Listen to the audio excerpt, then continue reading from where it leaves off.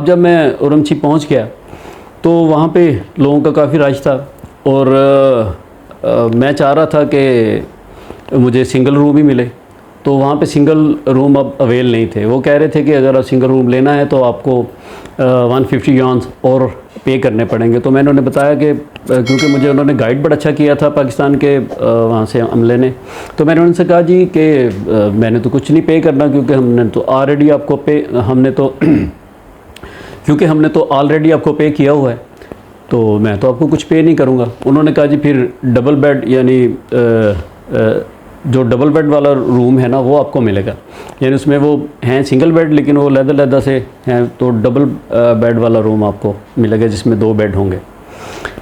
तो अब मैं सोच रहा था कि मेरे पास ज़ाहिर है डॉलर्स भी हैं और मेरा पहला सफ़र है, फिर रात को ज़ाहिर आपने सोना है, तो जब बंदा सोया हो तो आपको तो कुछ आइडिया नहीं होता। तो मैं बड़ा इंसिक्योर था इस हवाले से कि यार कहीं ये ना हो कि कोई पैसे ही लूट के ले जाए।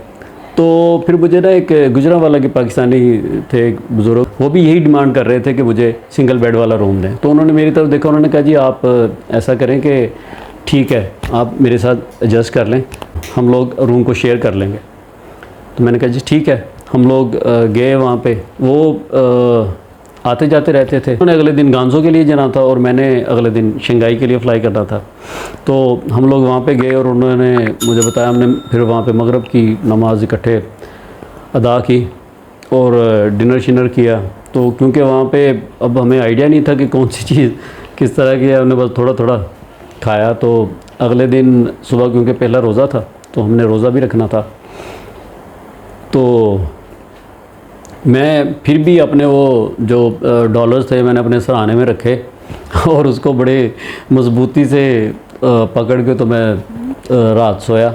तो सुबह फिर जल्दी उठना था, तो भाई साहब ने अलार्म लगाया था, मैंने भी लगाया था, तो उन्होंने मुझे जल्दी जगा दी। उन्होंने कहा रोज़ा रख लें तो क्योंकि टाइम ख़त्म हो जाना है। फिर हमने रोज़ा रखा और नमाज इकट्ठे अदा की और उसके बाद फिर हम लोग सुबह गाड़ी आ गई, तो 8:30 बजे की फ़्लाइट थी।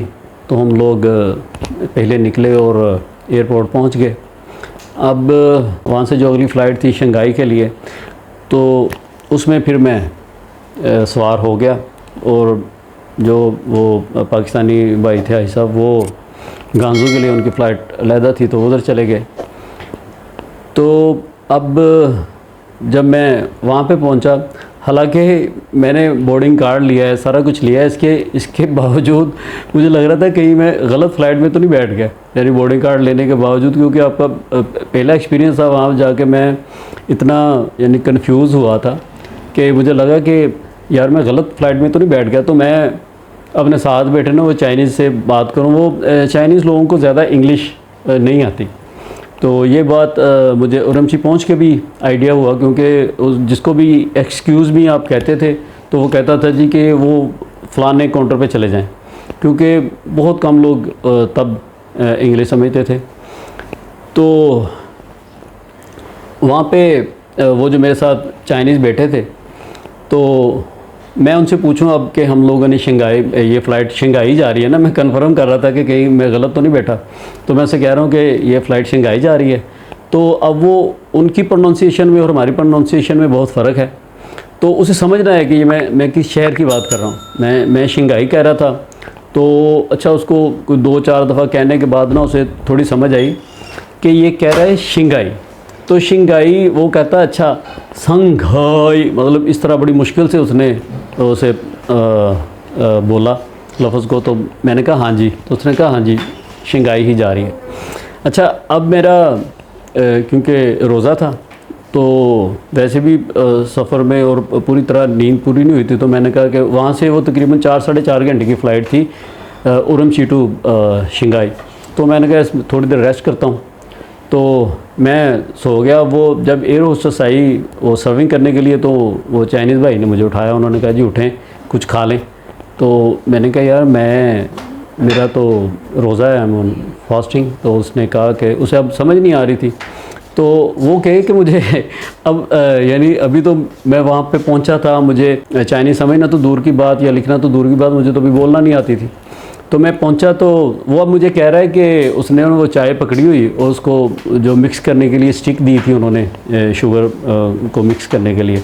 अब वो मुझे कह रहा है कि तुम खा क्यों नहीं रहे। मैं उससे कह रहा हूँ कि मैं फास्टिंग पे हूँ। उसने कहा, वो कहे मुझे कि मुझे ना लिख के बताओ। वो चाय और कप मेरे आगे करेगी, इसके बाद डिप करके ना अखबार उसने पकड़ा हुआ था, वो कह रहा था कि इसमें ना लिख के दो कि क्या मसला है। तो फिर मैंने उसे समझाया कि मैंने कुछ खाना नहीं, हम मुसलमान हैं तो हम लोग ना रोज़ा रखा हुआ है।